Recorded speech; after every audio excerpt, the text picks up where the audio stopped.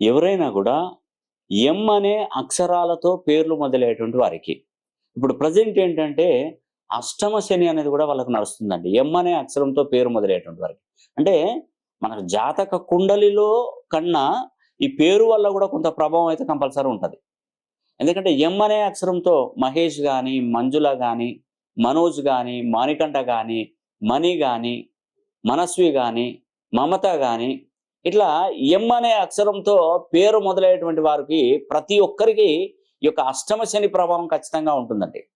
ఈ అష్టమ శని ప్రభావం నుండి మీరు తప్పించుకోవాలంటే నేను ఆగస్టు 9వ తారీఖున శని హోమం జరిపిస్తున్నాను. ఇది 30 సంవత్సరాలకు ఒకసారి జరుగుతుందండి. మన అదృష్టం బాగుండి శని 8వ తారీఖున జూలై 8వ తారీఖున వక్రగతిన మీనరాశిలో ఉన్నటువంటి శనీశ్వరుడు వక్రగతిలో కుంభరాశిలోకి వచ్చాడు. కుంభరాశిలో ఉన్నప్పుడు మాత్రమే శని హోమం జరిపించుకుంటే మీకు 100% ఫలితం వస్తుంది. ఇక్కడ కనుక మిస్ చేస్తే మళ్ళీ 100 అంటే 40 సంవత్సరాలు 30 సంవత్సరాల దానికి అసలు ఛాన్స్ ఉండదండి.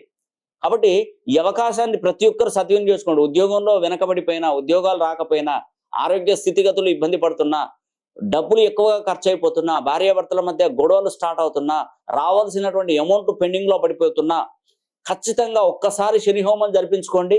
ఖచ్చితంగా మీకు మంచి జరుగుతుంది. మీరు రానవసరం లేదు. పేరు గోత్రనామాలు పంపించండి. శని హోమం జరిపించి ఆ వీడియో పంపిస్తాను. అతి శక్తివంతమైనటువంటి కంకణాన్ని పంపిస్తాను.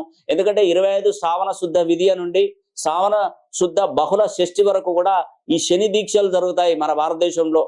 కాబట్టి శని దీక్షలు తీసుకునేటువంటి క్రమంలోనే మనం శని హోమం జరిపించుకోవడం ద్వారా, అదేవిధంగా భారతదేశంలో ఉన్నటువంటి కొన్ని శని ఆలయాలు ఈ టైంలో నేను చుట్టి రావడం, మీకు శక్తివంతమైనటువంటి కంకణాన్ని అందించడం అనేది కూడా